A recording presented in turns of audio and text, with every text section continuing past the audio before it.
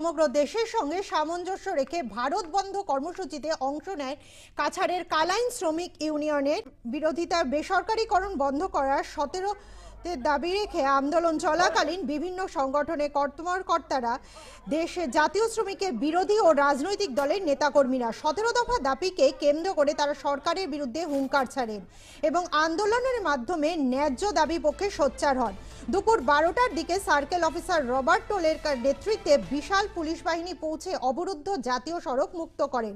তবে পিকেটারদের প্রতিরোধের মুখে হিমশিম খেতে হয় প্রশাসনকে। বিক্ষোভকারীরা স্লোগান তুলে জানান, পুলিশ দিয়ে আন্দোলন দমন করা যাবে না। এই ঘটনায় প্রায় শতাধিক আন্দোলনকারীকে আটক করে কালাইন থানায় নিয়ে যাওয়া হয়। দীর্ঘ সময় জাতীয় সড়ক বন্ধ থাকায় শতাধিক যানবাহন আটকে পড়ে, যার ফলে সাধারণ যাত্রীদের দুর্ভোগ চরমে পৌঁছায় বলে জানা গেছে।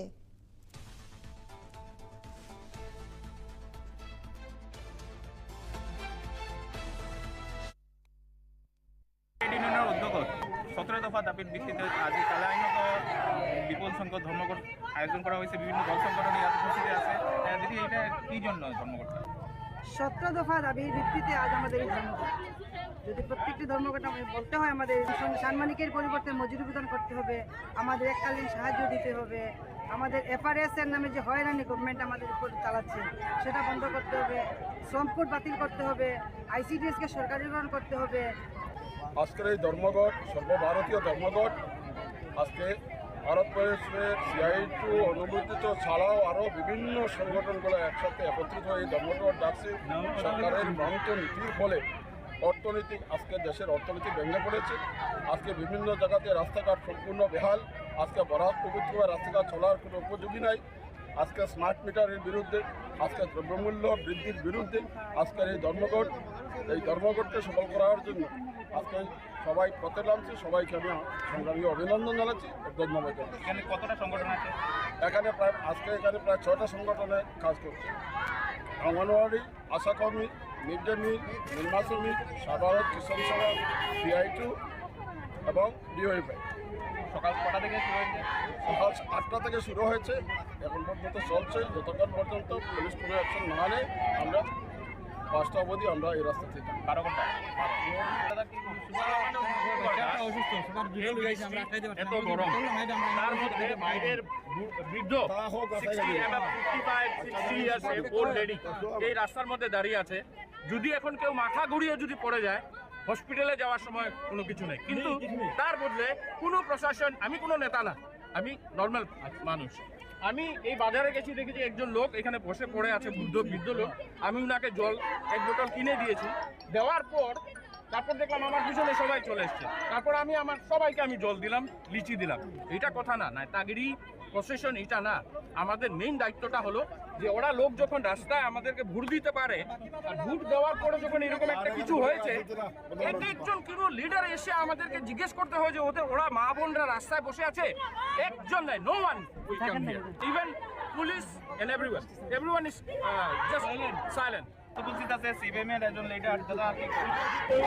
আমরা আজকে সমস্ত ভারতবর্ষ ব্যাপী সাধারণ ধর্মঘট, এই সাধারণ ধর্মঘট কালাইনের বুকেও সঠিকভাবে গণতান্ত্রিক পদ্ধতিতে তাদের যে দাবি দাবা, সেই দাবি দাবা নিয়ে আজকে রাস্তাতে নামছে।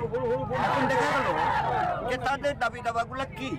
আজকে বাজারে যেভাবে জিনিসপত্রের দাম বাড়ে, কিন্তু এই শ্রমিকদের মজুরি বাড়েন না, প্লাস তাদের যে সরকারি স্বীকৃতি দেওয়া সেটাও দেওয়া হলো। অন্যদিকে নিরাপত্তাও নেই, তাদের প্রচুর কাজ দেওয়া হয়, সময় বাড়িয়ে দেওয়া হয়, কিন্তু বেতন বাড়ানো হয়। আজকে মেডিসিনের দোকানে যান, যে মেডিসিন 2 টাকা ছিল সেটা আজকে 4 টাকা, 10 টাকা, 15 টাকা এবং বাড়তি আছে। রাস্তাঘাটের অবস্থা ভীষণ খারাপ। আজকে প্রশাসন দাওয়াইয়ে দিয়ে এই শ্রমিকের যে দাবি দাবা, সেই দাবি দাবাকে বন্ধ করার জন্য সরকারি প্রশাসন সাংঘাতিকভাবে একেবারে অনবরত তারা চাপ সৃষ্টি করছে। আমাদের প্রশ্ন, আজকে রাস্তাঘাট যেভাবে খুবই খারাপ, তার জন্য দৃষ্টি নাই কেন? যে মানুষে যখন তার ন্যায্য দাবি দাবা নিয়ে লড়াই করবে মাঠে, তখনই তাদেরকে অ্যারেস্ট করো, তাদের উপরে নির্যাতন চালাও। এটি হলো তাদের কাজ। আমরা এটা বিরোধিতা করি।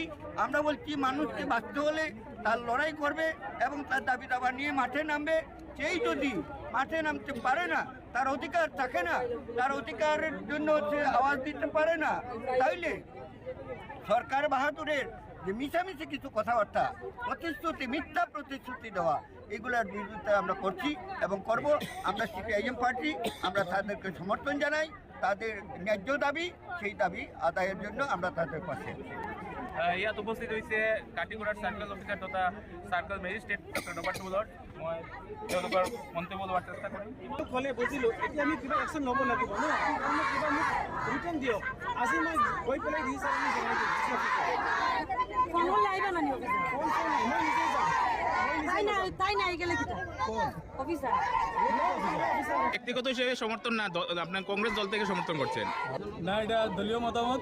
আমি জেলা কংগ্রেস সাধারণ সম্পাদক হিসাবে বক্তব্য রাখি। যেহেতু আমরা দলটা এই সমস্ত অঙ্গনাদি ওয়ার্কার এবং আশা কর্মী, নির্মাণ শ্রমিক, আপনারা সমর্থন করছেন ওই বন্ধু ধর্মঘটকে?